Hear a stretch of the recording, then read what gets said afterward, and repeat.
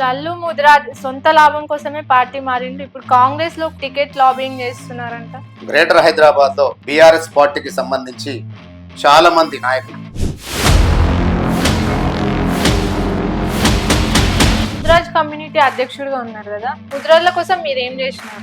ముద్రాజులు దాదాపు ఒక 65-70 వేల మంది ముద్రాజులు, అందులో వేలాది మంది మన రిలేషన్స్ ఉంటారు. వాళ్ళకి మన అన్యాయం జరిగింది వేరే అనుకుంటే తాట తీస్తాం, లేదనుకుంటే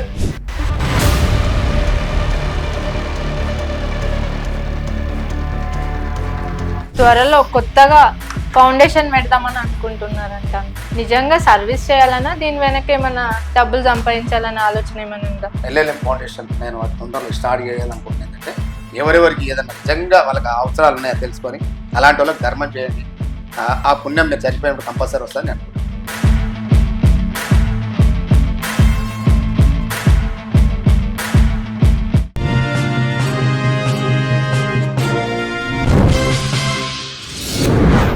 హాయ్ హలో అందరికీ నమస్కారం. నేను మీ Ravulika. Welcome to social post TV.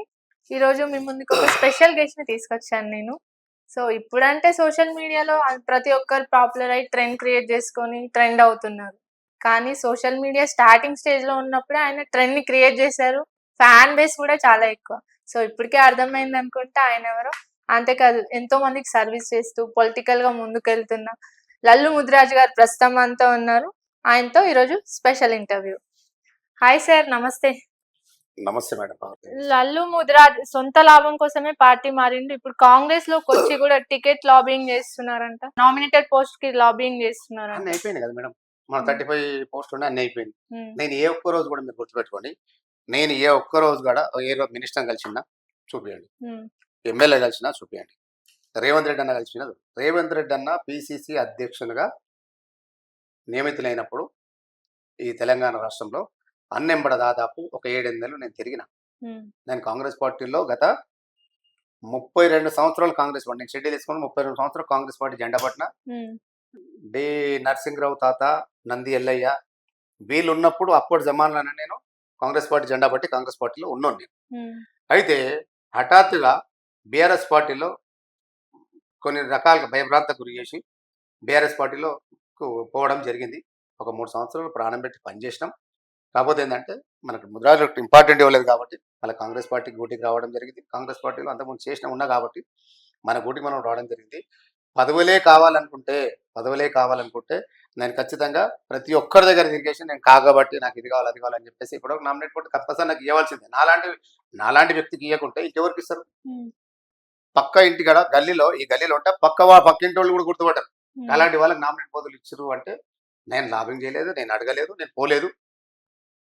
అధిష్టానం ఇవ్వాలి కాకుండా రేపు గుర్తుపట్టి ఏదైనా మంచి అవకాశం ఇస్తే 100% దాన్ని ఫుల్ఫిల్ చేస్తాం. 10 మంది మెచ్చేటట్లు, వందలాది మంది ప్రశంసిస్తట్టు, లక్షలాది మంది శభాష్ అంటట్లే మనం ఈ పార్టీలో పేరు తీసుకొస్తామే తప్ప స్పెషల్గా నేను పదవులు కాలేదు ఇప్పుడు అనుకోలేదు, చేయలేదు. రేవంత్ రెడ్డి అంటే ఇష్టం. ఆయన మీద ఉన్న ఇష్టంతోనే నేను ఈ పార్టీలోకి రావడం జరిగింది. అందులో కొడంగల్ కాన్స్టిట్యున్సీకి సంబంధించి మా తాత వాళ్ళది కొడంగల్ నియోజకవర్గం. ఆ నియోజకవర్గం సంబంధించి ముదిరాజులు దాదాపు ఒక 65-70 వేల మంది ముదిరాజులు ఉంటారు. అందులో వేలాది మంది మన రిలేషన్స్ ఉంటారు, వేలాది మంది మన చుట్టాలు ఉంటారు. అందులో కొడంగల్ కాన్ఫరెన్స్కి వెళ్తే కొన్ని వేలాది మంది దగ్గర నా ఫొటోస్ ఉంటాయి, కొన్ని వేలాది మంది దగ్గర, కొన్ని లక్షల మంది, ఒక 2-2.5 లక్షల మందిలు ఉంటాయి. దాదాపు ఒక 30-40-50 వేల మంది దగ్గర నా ఫొటోస్ ఉంటాయి.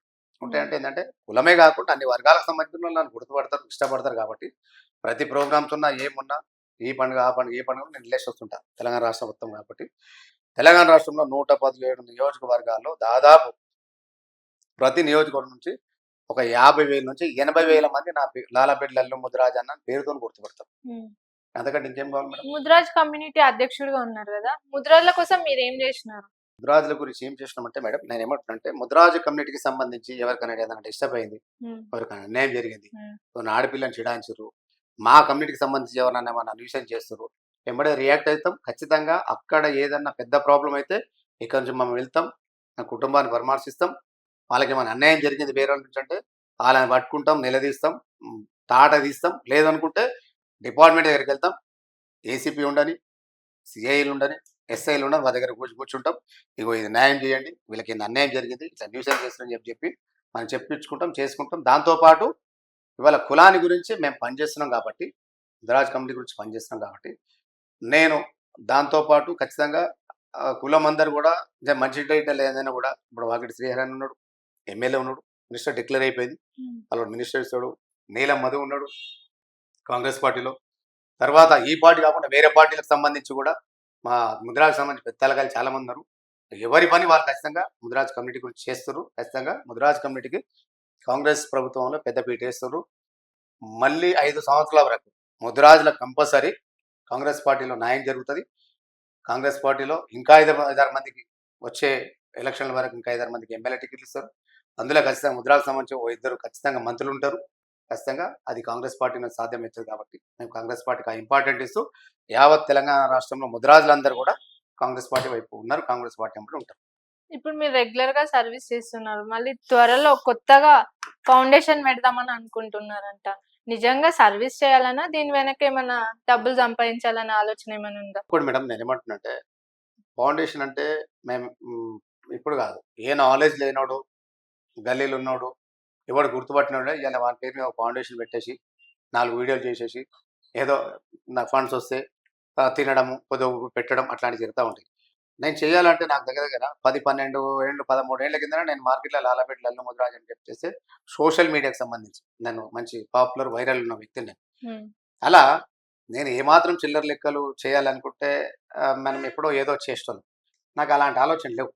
కాకపోతే ఏంటంటే ఇట్లా పొలిటికల్గా మనం ఉంటూ మన నుంచి అయినంత మట్టుకు నేను హ్యాపీగా ఉన్నా మేడం. వెంచర్లు చేసుకుంటున్నాం, సంతోషంగా ఉన్నాం. ఇలా కోట్ల రూపాయలు బిజినెస్ చేసుకుంటున్నాం. నేను సంతోషంగా ఉన్నా. మా 2 పిల్లలు అడ్వకేట్స్, పాప bank manager, MBA topper student. అయితే దాంతోపాటు నాకు పెద్ద ఏమి ఇది లేదు. నేను ఇంకొక ఎన్నేళ్ళు బతాం గ్యారెంటీ లేదు. అంత దానికి ఎవరో పాపం సొమ్ము తీసుకొని ఎవరి దగ్గర ఏదో తీసుకొని మనం ఏం చేసి ఎన్ని డబ్బులు సంపాదించినా ఏం చేసినా నియతిగా ఉండాలా, నిజాయితీగా ఉండాలా. అర్థమైందా? నేను నా సొంతంగా నేను అవసరం అనుకుంటే నేను ఫౌండేషన్ ఏర్పాటు చేసినప్పుడు ఒక 25 లక్షల నుంచి 50 లక్షల రూపాయలు అందులో నేను చూపించి మీడియా వాళ్ళని చూపించి నేను అప్పుడు ఆ ఫౌండేషన్ స్టార్ట్ చేద్దాం అనుకున్నా తప్ప స్పెషల్గా నేను ఏదో చేసుకోవాలా ఏదో అనుకుంటే నేను ఎప్పుడో పెట్టుకుంటా నా పేరు మీద పెట్టుకోమని చెప్పేసి వాని 10 మంది క్రియేట్ చేసేసి నా పేరు మీద పెట్టేసి ఏదో చేపియచ్చు. నాకు అలాంటి ఆలోచనలు లేవు కాదు. కాబట్టి హెల్త్గా ఉన్నాం, సంతోషంగా ఉన్నాం. ఇవాళ ఎవరైనా వచ్చి మన దగ్గర ధైర్యంగా మాట్లాడాలన్నా కూడా మన దగ్గర మనం తప్పు చేస్తే మన ముందు వచ్చి చేయి పెట్టి చూపించి మాట్లాడే రైట్స్ వాళ్ళకు ఉంటాయి. మనం తప్పు చేయలేదు కాబట్టి ఎవరి దగ్గర మనం ఆ అవకాశం ఇవ్వలేదు. మనం ఆ అవకాశం ఇంకా ముందు కూడా ఇస్తామని నేను అనుకుంటలేను.